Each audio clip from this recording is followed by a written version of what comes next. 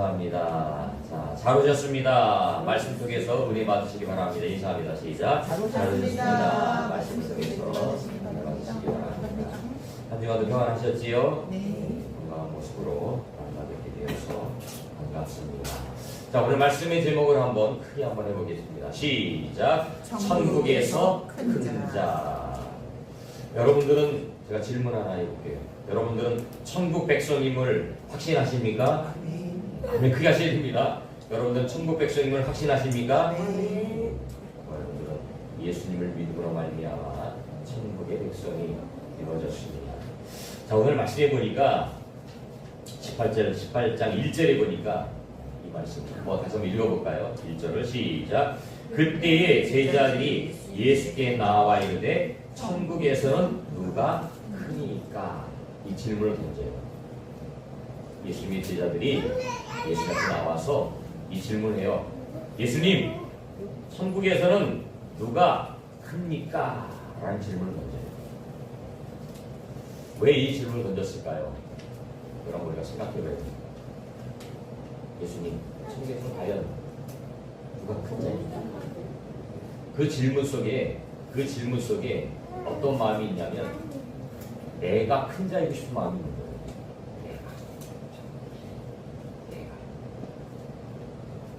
아담의 범죄로 말미암아 모든 사람들은 죄인입니다. 내 안에 죄성이 있어. 죄인으로 태어난 우리 모두는 당연히 죄를 지으며 살아가요. 여러분, 지난주 한 주간 어떤 죄를 지셨습니까? 마음속에 한번 생각해 보세요. 내가 어떤 죄를 지었나? 남을 미워하는 죄, 아니면 누구 거를 훔쳤다든지, 아니면 남에게 해코지 않은 일을 했다든지. 남을 미워하는 것도 죄고, 남의 것을 훔치는 것도 죄고, 여러 가지 많은 죄들이 있겠지. 싸울 수도 있고, 여러 가지 많은 죄. 사람들은 내 마음속에 죄성이 있기 때문에 이 죄성이 결국은 남을 억누르고 지배하고 모든 것을 빼앗으려고 하는 그런 욕심이 있다는 자연스럽게. 지금 오늘 말씀의 이 내용들은 예수님의 마지막 사역입니다. 예수님이 3년 반이라는 시간 동안 제자들을 불러서 제자 훈련을 시켰어요. 예수님과 3년 반 동안 동고동락하면서 제자 훈련을 받았으면 그 제자들의 믿음이 없었을까요? 여러분들이 만약에 예수님과 3년 반 동안 함께 먹고 다니면서 예수님의 기적과 이적을 체험하고 보았다라고 한번 생각해 보세요. 그럼 여러분들이 믿음이 어땠을까요? 대단한 믿음이 되지 않았을까요? 훌륭한 믿음이 되지 않았을까요? 예수님이 한 기적도 보고 예수님이 한 이적도 체험하고 막 죽은 자를 살리고 문둥병자를 살리고 치료하시고 귀신을 내쫓으시고 이런 것들을 보았는데 그 제자들이 예수님을 봤을 때는 얼마나 대단한 믿음으로 성장되었냐. 그런데 그 제자들의 마음속에는 지금 무슨 마음이 있어요? 내가 이 12명의 제자들 중에서 가장 인정받기를 원하는 거예요. 12명의 제자들이 쭉 있는데 그 중에서 내가 그래도 예수님에게 가장 인정받는 사람이 되어야 된다. 그런 마음입니다. 그래서 우리가 잘 알겠듯이 예수님의 제자 중에 어떤 어머니가 찾아와서 이렇게 부탁하잖아요. 주님의 나라가 임하면 한 아들은 주님의 오른쪽에, 한 아들은 주님의 왼쪽에 앉게 해주세요. 이게 뭐예요? 욕심이죠. 욕심. 다른 사람들보다도 우리 아들을 더 챙겨주세요. 더 높여주세요. 이게 인간의 욕심입니다. 예수님의 제자들 그 12명조차도 지금 마음속에는 내가 크고자 하는 마음이 있는 거예요. 제자들이 나와서 예수께 이르되 천국에서는 누가 큽니까? 이 질문을 던졌던 사람이 누군지 모르지만 아마 그 사람의 대답은, 그 사람이 듣고 싶은 대답은 뭐였을까요? 그래, 네가 제일 큰 사람이야 라고 듣고 싶지 않았을까요? 라는 생각이 들었습니다. 속에서 과연 어떤 사람이 클까요? 어떤 사람이 큰 사람일까요? 말씀을 통해서 대답을 함께 찾아보려고 합니다. 첫 번째로는 3절 말씀입니다. 다시 한번 읽어봅니다. 시작. 이르시되 진실로 너희에게 이르노니 너희가 돌이켜 어린아이들과 같이 되지 아니하면 결단코 천국에 들어가지 못하리라. 그러면서 4절 말씀입니다. 시작. 그러므로 누구든지 이 어린아이와 같이 자기를 낮추는 사람이 천국에서 큰 자니라. 이렇게 말씀합니다. 천국의 큰 자는 어떤 자라고요? 자기를 낮추는 사람이 큰 자라는 거예요. 자기를 낮추는 사람이 큰 자라는 거예요. 예수님이 그 제자들을 불러서 3년 반 동안이라는 제자 훈련을 했어요. 제자 훈련하면서 많은 것들을 가르쳤지요. 겸손해라, 사랑해라, 헌신해라, 용서해라, 용납해라. 베드로가 예수님 앞에 찾아와서 물어보잖아. 예수님, 어떤 사람이 죄를 지었는데 몇 번 용서해 줘야 됩니까? 베드로가 뭐라 그래요? 7번이면 되겠지요. 이렇게 말해요. 자기 딴에는, 자기 생각에는 한 7번 정도면 엄청나게 용서하는 거잖아요. 그죠? 그렇게 잘하는 거예요. 단 한 7번 정도는 용서할 수 있어야 예수님 이 마음이거든요. 예수님 별량에서 뭐라고 해요? 70번씩 7번. 77이 49, 490번 곱하면 그렇지만 490번이라는 숫자가 아니고 끝없이 용서하는 거죠. 계속해서 용서하는 거죠. 이런 모든 것들을 제자들이 가르쳤어요. 근데 실상은 잘 안 바뀝니다. 사람의 성품이라는 게 잘 안 바뀌고, 저도 마찬가지고, 이 성품이 잘 안 바뀌어요. 제자도 마찬가지예요. 이 죄성이 그 마음속에 뿌리 박고 있으니까 그렇게 3년 반 동안 제자 훈련을 받았음에도 불구하고 자기들이 높아지려고 하는 마음인 거예요. 자기들이 높아져. 천국에서는 누가 큽니까? 내가 크고 싶다는 거죠. 아마 베드로가 이런 마음이 있지 않았을까요? 예수님의 12제자 중에서 가장 예수님의 사랑을 많이 받았고, 그죠? 예수님 어디 갈 때 항상 베드로를 데리고 다녔어요. 베드로 마음속에 천국에서 내가 그래도 가장 크지 않을까, 그 마음을 가지고 있지 않았을까. 또 세베대 아들 두 아들이었던 야고보와 요한도 마찬가지겠지. 예수님이 갔을 때 항상 다녔으니까 이들도 우리 친구가 가장 큰 사람이 아닐까, 가장 칭찬받지 않을까, 이런 마음이 있을 수 있다. 예수님 그들을 향해서 뭐라고 해요? 어린 아이 하나를 불러 세워놓은 3절에 보니까 어린 아이들과 같이 되지 않으면 결단코 천국에 들어가지 못해. 근데 그 앞에 그 단어가 있어요. 돌이켜라는 거예요.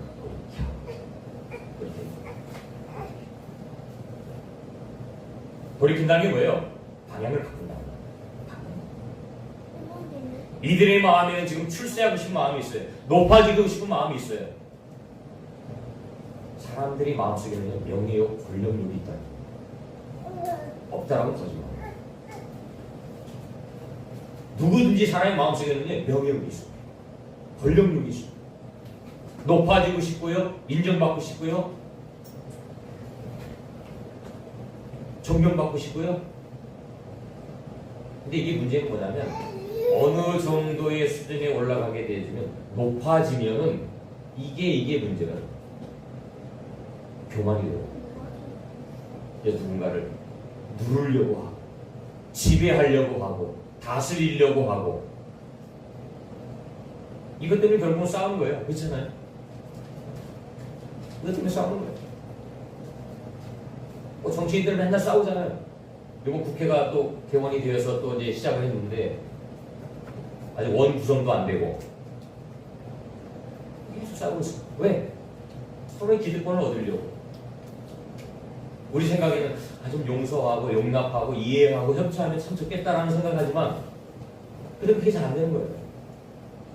근데 국회 안에서만 그들이 이루어질까요? 아니에요. 가정 안에서도 마찬가지예요. 가정 안에서 배우자의 관계에서도 그렇고 부모와 자녀의 관계에서도 그렇고 형제들 간에서도 그렇고 부모들이 재산을 많이 가지고 있어요. 그럼 자녀들은 축복이지요. 행복한 거지요. 엊그저께도 신방을 가는데 그런 얘기가 잠깐 나왔는데 형제가 팔렘마가 있었대요. 팔렘마. 근데 아버지가 유산을 엄청 많이 남겨준 거예요. 그래서 아버지가 큰 자녀에게 남겨줄 때는 네가 이 재산을 가지고 동생들 잘 봐줘라 이런 의도를 가지고 재산을 물려줬다는 거예요. 근데 그 제일 마지가 남자였는데 그 남자 뭐 오빠가 될 수도 있고 형이 될 수도 있죠. 살아있을 때는 그래도 그 남자가 동생들을 향해서 이렇게 잘 섬겨줬는데 이 제일 마지가 죽으면서 이제 그 재산권이 누구에 들어가는 거예요? 부인에게 들어가는 거예요. 그러니까 그때부터는 이제 그 부인이 재산을 안 도와주는, 안 나눠주는 자기 혼자 이제 입만 푸릇한 거예요.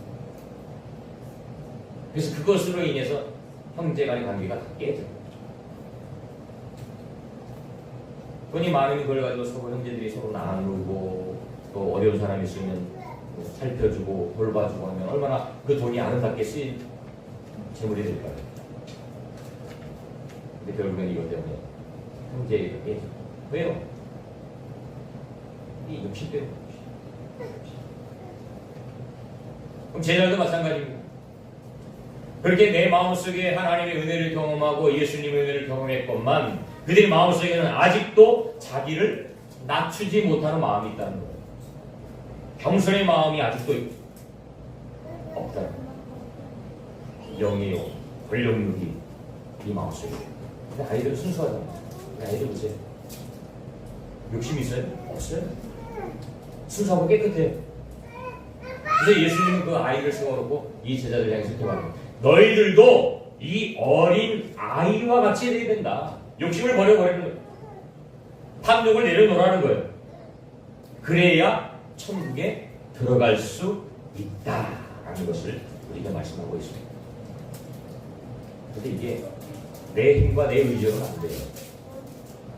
내 안에 하나님의 사랑이 있어야 돼요. 내 안에 하나님의 은혜가 있어야 이게 이루어집니다. 하나님의 은혜가 있어야 돼요. 여러분 모두가 이 하나님의 은혜가 충만히 임하시기를 주님의 이름으로 축원을 드립니다. 하나님의 은혜가 내 안에 충만히 임해질 때에 우리는 비로소 겸손해지고 우리 스스로를 낮출 수 있습니다. 순수한 마음으로 우리 속에는 엄청난 죄악들이 있습니다. 엄청난 탐욕들이 있어요. 근데 이것을 누르고 이것을 억제할 수 있는 방법은 오직 성령님의 은혜 아니고는 불가능하다는 겁니다. 자, 두 번째로 천국에서는 어떤 자가 큰 자입니까? 자, 6절 말씀을 함께 읽어보겠습니다. 자, 시작. 누구든지 나를 믿는 이 작은 자 중 하나를 실족하게 하면 차라리 연자 맷돌이 그 목에 달려서 깊은 바다에 빠뜨리는 것이 나으니라.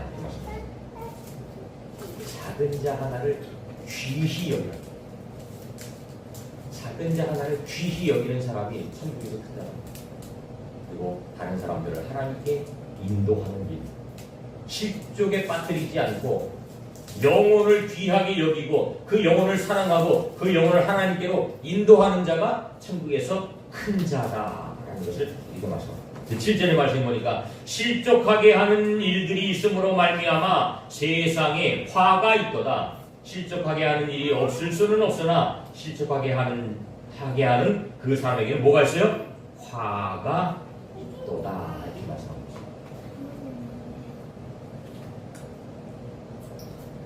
저도 항상 기도할 때 그 기도를 많이 합니다. 하나님, 제가 살아가면서 하나님의 영광을 드러내는 삶을 살아갈 수 있도록 인도해 주세요. 늘 기도해요. 늘 기도합니다. 근데 실상은 제가 살아가는 삶을 되돌아보건대 제가 매일 그렇게 살아갈 수 없어요. 매 시간 그렇게 살아갈 수 없어요. 죄 속에 있는 그 죄성, 죄의 뿌리가 사라지지 않아요. 성령의 은혜가 그래도 충만히 있을 때에는 그 죄성이 감추어져요.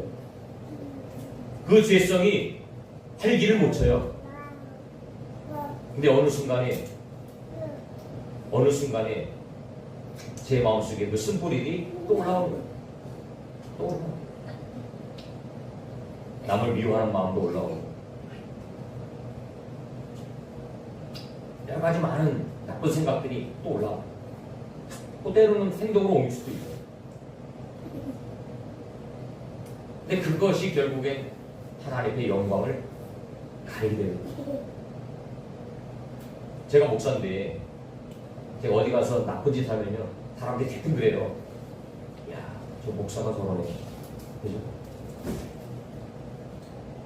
근데 결국은 저를 통해서 하나님의 영광을 가리게 되는 거예요. 아, 교회 다니는 사람은 다 저렇구나. 아닌데, 그죠? 일부의 사람이 그럴 수 있죠. 그러니까 세상 사람들의 시각은 목사면 뭔가 다르다는 거예요. 뭐 예수님 그래도 뭐 어떤 근처처럼 가 있을 정도의 그런 높은 수준의 삶을 요구를 하는 것 같아요. 식상한 거예요. 목사님 저도 마찬가지지만 목사님 많은 사람들이 다 그렇게 경건하게 살고 다 그렇게 완벽하게 살아갑니까? 아니에요. 많은 사람들이 실수하고 죄도 짓고 살아갑니다.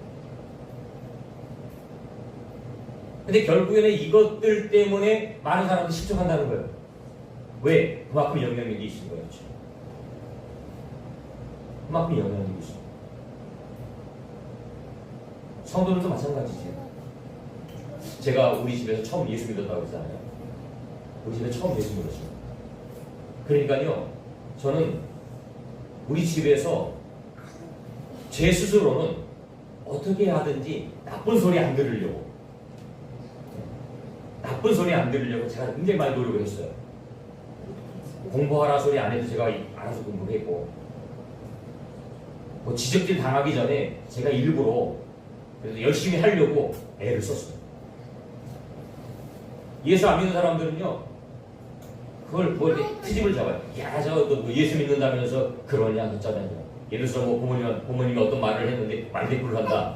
그러면 그 예수 안 믿는 사람들은 그러려니 생각하지만 예수 믿는 사람들이 부모님들 예수 믿는 자녀들에게 뭐라고 해요? 야, 너 교회 다니면서 부모님한테 말대꾸하고 이런다고 대뜸 그러거든요. 그런 꼬투리에 안 잡히려고 저 스스로 많이 애를 쓰고 노력을 했어요. 왜? 괜히 내가 잘못함으로 인해서 교회 욕먹이고 예수 욕먹일까 봐. 우리 삶이 마찬가지입니다. 나로 인해서 누군가가 실족을 할 수 있다는 거예요. 내 말이나 내 행동 때문에 누군가가 실족할 수 있다는 거예요. 하나님은 한 영혼이 천하보다 귀하다고 말씀하시는 거예요. 그 영혼을 시적시키면 안 되겠지. 그래서 오늘 말씀하시는 거예요. 그래서 8절에 보니까 만일 내 손이나 내 발이 너를 범죄하게 하거든 뭐 하라고요? 찍어버리는 거예요. 내 손이 잘못한 일을 해요. 범죄하게 하는 일을 해요. 남을 실족하게 하는 일을 해요. 그러면 손을 잘라버리는 거예요. 내 발이 다른 사람에게 실족하고 범죄하는 일을 하게 하면 그 발을 잘라버리라는 거예요.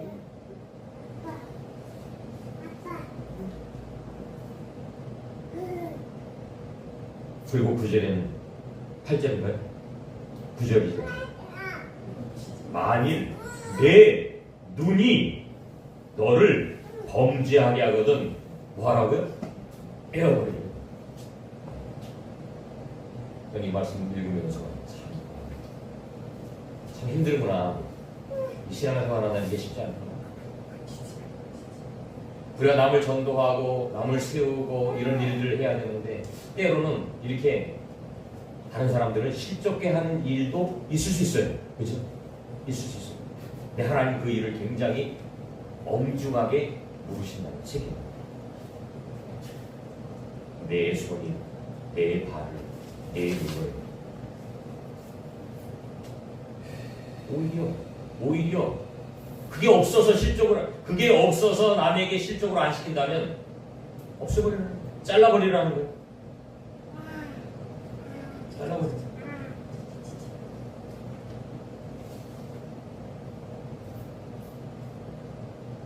우리 손이 있고 발이 있고 눈이 있습니다. 감사하죠. 요즘 저도 계속 이제 나이가 먹어가면서 몸이 약해지니까요. 그래요. 눈도 침침하다고 그랬잖아요. 그래서 새벽에도 성경 이렇게 보면은 어떨 때는 막 잘못 읽을 때도 있어요. 어떨 때는 막 한 줄 건너뛸 때도 있고, 눈이 새벽에 뭐 눈이 이렇게 많이 띄어진 않지 않은 상태에서 책을 읽다 보니까 어른어른할 때도 있고, 어떨 때는 잘못 단어를 읽을 때도 있고. 그래서 제가 젊은 사람한테 항상 하는 얘기가, 여러분들 젊을 때 책 많이 읽으세요. 여러분 젊을 때 성경도 많이 읽으세요. 그렇게 얘기하는 이유가, 나중에 나이 먹으면 보고 싶어도 제대로 못 보고 집중력도 떨어지고 팔다리도 마찬가지. 여러분 건강하니까 마음대로 다니고 싶을 때 다니실 수 있잖아요. 근데 연세가 드시면 가고 싶어도 다리가 아파서 못 가요. 체력이 약해서 못 가요. 얼마나 건강하고 좋아. 근데 이 모든 건강함을 가지고 우리가 반드시 생각해야 될 게 있어요. 하나님이 주신 것이다. 하나님이 주신 건강을 가지고 내가 하나님께 영광을 돌려야지. 어떻게 하면 하나님께 기쁨이 되어질까? 어떻게 하면 하나님이 쓰임받는 삶이 되어질까?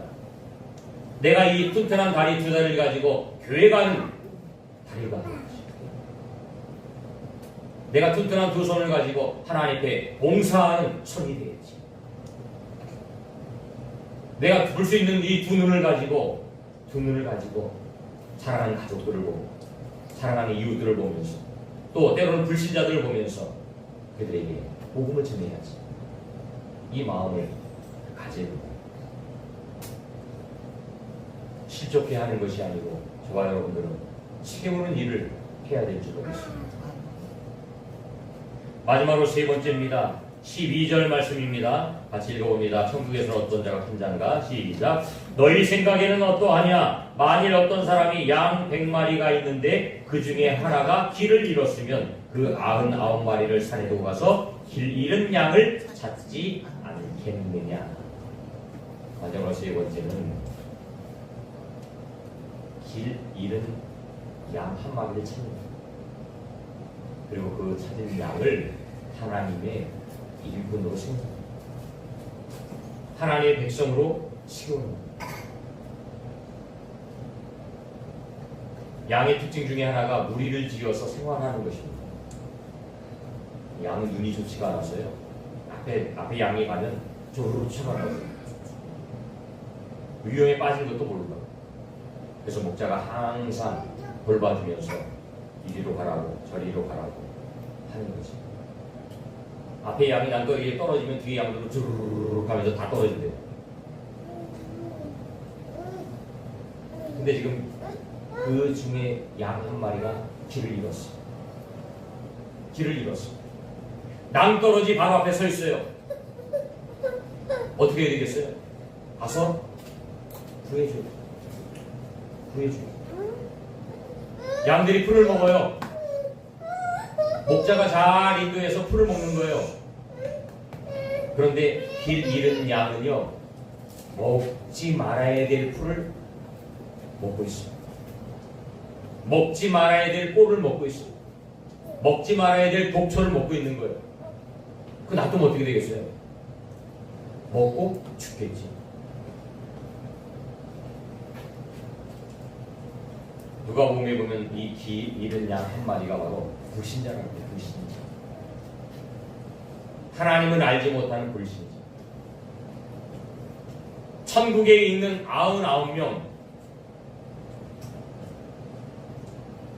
그분들은 구원받았으니까. 근데 아직 구원받지 못한 그 한 명, 그 한 명을 향해서 주님은 마음 아파하신다. 그래서 그 길 잃어버린 한 마리를 찾는다는 거죠. 찾아야 된다는 거죠. 찾아야 된다는 거죠. 그러니까 제자들에게 사명을 주시는 거예요. 야, 지금 너희들 스스로 높아지려고 그렇게 힘자랑하지 말라는 거예요. 주님이 원하는 건 너희가 높아지는 것이 아니고 이 땅에 살아가면서 아직도 예수 그리스도를 알지 못하는 그 영혼들, 잃어버린 영혼들, 그 영혼들을 찾아가서 복음을 전하는 거예요. 예수 믿게 하라는 거예요. 그래야 천국에 가서 너희들이 인정받고 칭찬받지. 내가 높아지니 낮아지니 이걸 가지고 따지지 말라는 거지. 이거에 몰두하지 말라는 거지. 주님이 원하는 건 뭐냐? 주님이 원하는 미션. 저번에 미션이 있어요. 제가 늘 말씀드리잖아요. 우리 사명자예요. 사명자이기 때문에 오늘도 우리가 살아있는 겁니다. 우리 사명이 끝나면 주님 불러요. 오늘 저녁에는 부르는 거예요. 근데 아직 사명이 남아있어요.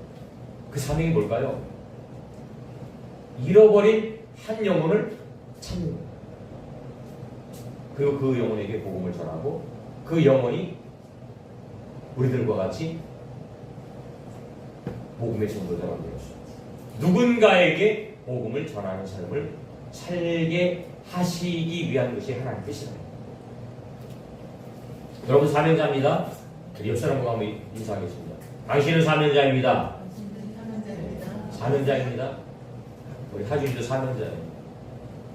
관계성을 올라갔다 내렸다 하는데 저는 하준이가 관계성을 올라갔다 내렸다 기도해요. 하나님, 이 하준이가 나중에 잘 성장해서 믿음으로 성장하고 말씀을 선포할 수 있는 그런 일꾼이 되게 해주세요. 기도해요. 저 어렸을 때 관계상 아무도 못 올라가게 했는데 막 혼내고 야단치 맞게 된다 그죠? 감사하잖아요. 교회 아이들이 있다는 거 감사하고 신앙생활 하실 때는 감사하고 그리고 감사님 늘 기도하시고 딸하고 사위 교회에 나올 수 있도록 윤미정, 노영배 그죠? 저도 기도합니다. 나올 수 있도록 아이들이 나오니까 언젠가는 이 아이들 부모님 나올 수 있도록 그러니까 한 잃어버린 영혼을 찾기 위한 것이 바로 우리 미션입니다. 미션입니다. 여러분들 미션입니다. 우리는 한 주간도 그 일을 위해서 또 살아가는 거예요. 우리 미션을 이루는 거예요. 그래서 주일날 예배를 드리고 우리가 나아가면서 교회 문을 나가면서 어떤 교회는 파송의 노래를 불러요. 파송의 노래를 부릅니다. 여러분들이 파송되는 거예요. 학생은 학교에 파송이 되어지는 거고 직장 다니는 분은 직장에 파송이 되어지는 거고 뭐 가정에 있는 분들은 가정에 파송이 되어지는 거고 파송이 되어지는 거예요. 그 안에서 여러분들이 만나는 사람에게 불신자들에게 예수를 증거하는 거예요. 내가 만난 예수님을 증거하는 거예요. 내가 소망하는 그 천국을 그들에게 증거하는 거예요. 그걸 우리가 쉬운 말로 간증이라고 하는 거고 그걸 우리가 쉬운 말로 전도라고 이야기하는 거죠. 근데 그것이요 예수님의 마음이 없이는 안 됩니다. 내 마음속에 예수님 마음이죠. 한 영혼을 소중하게 생각하는 그 예수님, 천하보다도 한 영혼이 귀하다고 말씀하신 그 예수님의 마음이 내 안에 있을 때에 그 일을 이루어요. 그 내 안에 그런 마음이 생겨요. 어떤 사람들 보면 저 사람이 말을 걸어야지, 저 사람이 말을 걸어야지, 말을 걸면서 복음을 전해야지, 복음을 전해야지 이런 마음들이 있어요. 저도 그래요. 그럼 그거에 순종해야 됩니다. 순종해야 돼요. 기도하면서 하나님 제가 저분에게 꼭 말을 걸고 싶은데 말을 걸 수 있도록 용기를 주세요. 네, 제가 꼭 저분에게 복음을 전하고 싶은데 복음을 전할 수 있도록 힘을 주세요. 도와주세요. 기도하고 말을 걸고 복음을 전하는 거예요. 그 다음은 이제 주님이 알아서 하시기 그 마음이 열리고 감동이 되어지고 예수 믿게 되어질 수 있습니다. 말씀을 정리합니다. 예수님 제자들을 3년 반 동안 훈련시키고 교육하시고 그들 향해서 말씀하시는 거예요. 너희들이 세상의 권력과 명예욕에 빠지지 말고 하나님 나라 확장을 위해서 하나님의 일을 위해서 헌신하고 봉사하는 거예요. 다른 사람을 실족해 하는 것이 아니라 잃어버린 한 영혼을 찾아서 구원함에 이르게 하고 하나님 귀한 사명을 잘 감당할 수 있는 그런 사명을 감당하는 것이죠. 여러분 한 주간도 살아가면서 이 사명을 잘 감당할 수 있는 여러분들 되시기를 주님의 이름으로 축원드립니다. 기도합니다.